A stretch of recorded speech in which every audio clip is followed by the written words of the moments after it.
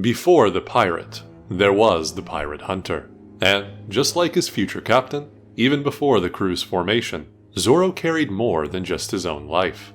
A vow to a friend, and a new vow that no matter the change in his position, his ambition will never waver. It goes beyond the future unit they form, beyond Luffy. To be the world's strongest, Zoro guards his swordsman will to be the one thing he never allows to waver. Yet, ironically, it is this very inward spirit that transitions the most throughout his journey. And the first major change comes from Zoro's first disadvantaged one-on-one struggle. An opponent he can't cut, but an opportunity for growth. It is in this perilous situation that Zoro finds the light of transcendence. After all, Haki blooms in the heat of battle, and he wields it here as a reward. Not for staying rigid within his deepest self, but for the slight shift that occurs at his core. Before he upgraded, what exactly was on his mind? Was it only that lesson tied to his ambition? No. It was the thought of his friends. Where are they? Are they safe? For this to be his final contemplation before he returns all focus to the foe in front of him is telling. A blade that can cut anything, but also nothing. That nothing itself representing the change that occurs in Zoro. A swordsman should never allow their blade to cut what it protects. And now it's clear. He's not fighting first and foremost for ascension, but to halt the man who will surely target his crewmates after him. Here, that initiating promise that placed him on a path toward the strongest takes a backseat. It is no longer Zoro's greatest source of strength. In this moment, he grasps a more powerful weapon than what he used before, and cuts through what he previously could not. Will is the most potent sword of all, and he'd carry this same blade onto every island hereafter. Against Ohm, he surpasses his technique with flying slashes to aid Luffy and Nami with their predicament. In Enies lobby, Zoro takes the doubt he once had about a friend he protects and swells it into reinforced faith, all so he can help save her from the world's darkness. And here, while fighting for the lives of everyone in the crew, Zoro lays down his weapons and bets on his sharpest sword, his will. Yet, he doesn't do this for his ambition. He does it solely to defend his captain's dream, and the ones who will help him achieve it. And Zoro cements his changed status when the prince steps in front of him, a man who confirms his capacity for leadership when he takes the crew under his wing in Zou. But here, he tries to replace the king's burden, not substitute for it. And so, this compels Zoro to solidify his role as the crew's knight.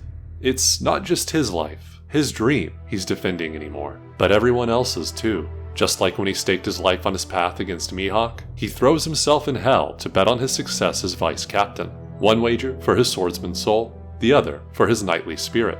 Yet similar to his battle with the world's strongest, this commitment would lead to failure. Where before he lacked something greater than himself to carry him into the great beyond, now it's the opposite.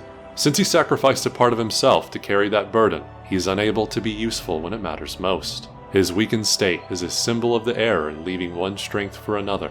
Zoro should have never allowed his ambition to take a backseat for anything. This is the same man who said as much in his introduction, yet it goes to show how much he values the people he protects. And the pinnacle portrayal of this sacrificial path occurs when Zoro is faced with that monumental defeat again.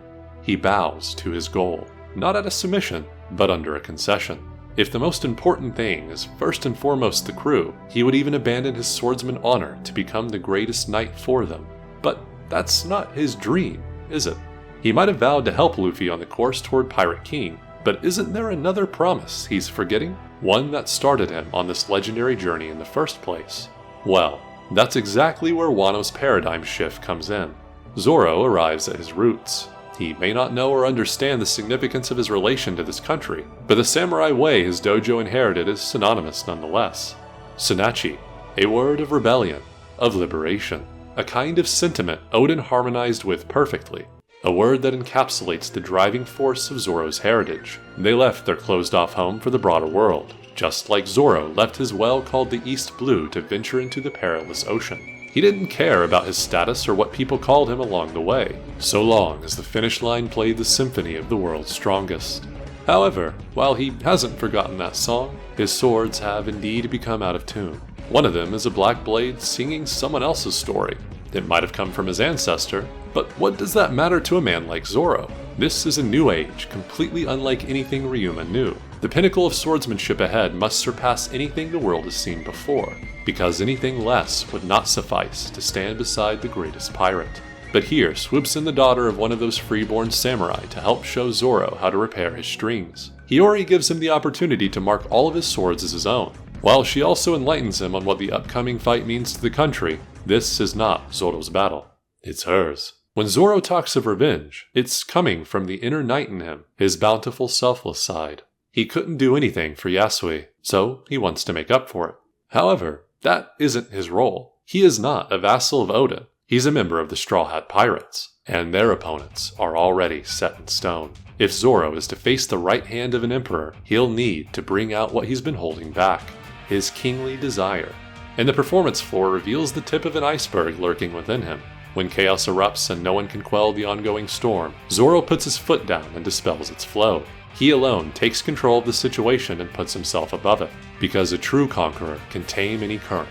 But if he wants to prove his might as a king, he'll first have to cut through a knight hovering at the summit. Initially, Zoro contests King's power with similar conviction, a fight to bring their captains closer to Pirate King. That may be all Albert fights for now, but it shouldn't be the same for Zoro. He's not here to match wills with his opponent, but to surpass him. Yet, how is a knight meant to eclipse an impenetrable chevalier? Simple. All he needs to do is recollect. Recall what started him on this path. Remember the weight of those words. Inma rejects him because it hears the muffled melody of a tune Zoro suffocated long ago when he bowed his head. The sword calls out to its previous owner, who comes to Onigashima wearing her resolve on her sleeve. It hears her crescendo carrying the weight of 20 years and yearns to return to a stronger spirit, one reminiscent of its first wielder. Like a true pirate, Oden forged a path of his own separate from his duties to Wano. His selfish desire usurped his daimyo position, and while this did have an unfavorable consequence for him, it also propelled him right into his greatest success, one actualized through death. Inma was tamed by a man who would not yield his dreams to any force. As bright as Luffy is, and as much as he wants to aid this radiance, the conclusion of Zoro's ambition requires him to shine a light of his own. To deny this is weakness, the likes of which a blade of this caliber will never accept. However, this rejection is the very thing Zoro needs, for it reminds him of the most important thing he forgot. A sword may have a will of its own, and at times, it may even be oppressive. But all the more reason why a katana like this is worth wielding, because if it's a challenge just to hold the hilt, then all the better if he can reach a height that enables him to swing it comfortably, because it'll mean he's that much stronger, that much closer to the world's strongest. And in the midst of a battle against his own weapon, Zoro finds the missing piece of his power. He once declared Luffy will become Pirate King while laying down his life for him, but this brilliant conviction marked the start of obscuring another. Which is more important, getting Luffy to that great treasure, or fulfilling his promise to Kuina? No, that isn't right. It's not that one is more important, that one should take precedence over the other. They should be synonymous. World's greatest swordsman, huh? Great. The Pirate King would need nothing less. Yes, his captain already gave him the answer. To fly Luffy beyond the current world's horizon, his wing would have to be branded with that title. To make his captain's ambition a reality, he must first fulfill his own. So, he lets that primal feeling rush up to the surface again. Perfectly paralleling a fellow wing, his transcendence unleashes when he allows his selfish desire to return to the forefront. Now, he carries two different weights behind his blows. His promise to Kuina to become the greatest swordsman on one shoulder, and his promise to Luffy to make him Pirate King on the other. Just enough gravity to threaten the impervious knight before him. Where before, with only his captain on his mind, Zoro couldn't even bring Kaido to his knees using his strongest move. Now, with both convictions resting equally on his conscience, Zoro exudes a force surpassing that named attack. He transcends from a knight to a king. No, that's fine, he says in response to impending death, because that's his own style, his original swordsmanship, fighting with reckless abandon for his life. With insane repercussions of the mink drug looming, and the threat of his own sword sucking what he has left out of him, Zoro fully commits to it here more than ever before. A glimpse of his unique swordplay's pinnacle. He exudes the presence of a conqueror. After all, just like his captain, he too yearns to be at the top of a generation. Zoro and Albert may be the same in that their captains liberated them to bring them aboard, but Zoro boarded on a condition related to his future, whereas King entrusted his entire future to Kaido, and this is most apparent through their epithets. King the Wildfire. a name bestowed to him by his captain, and one he accepts with honor. Pirate Hunter Zoro, a title granted to him by his exploits before Luffy ever came around. One man willingly lowering himself to bet on his king, while the other becoming a king himself to ensure his two promises are kept. Zoro slices through King's wing as a final declaration. No longer can he fly Kaido up to a position where the world would rumble into war. This swordsman vanquishes that fallen wing and grows one of his own for his captain, a larger wing that's part of a pair. Albert once thought Kaido to be Joy Boy, but even after reality painted a different picture, the knight persisted to maintain loyalty to a false king, a beast who could never cultivate a brighter future. This flashback is immediately paralleled by Zoro's, a swordsman who does not declare unwavering fealty to his leader, but promises to defend him with his own grand title. As long as Luffy remains intent on becoming Pirate King, Zoro will continue to fight for him the best way he knows how, to reach for a kingly ambition too, thus surpassing all his foes at the top of the current age. In battle, even if death stares him down constantly, he'll rise up from the depths of the underworld to hang on by a thread. A man who has conquered death many times, the King of Hell. Zoro conquers Enma, a misguided knight, and even death. Now, there's only one seat left to grab, a title that will surely launch Luffy onto a throne of his own.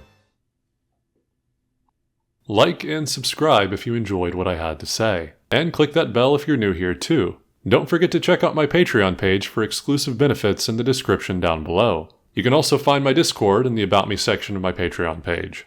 Thank you so much to my top supporters, Sensei Krolon, Dre, and Yo-Yo Man. Well, that's all folks. Spice Boy, out.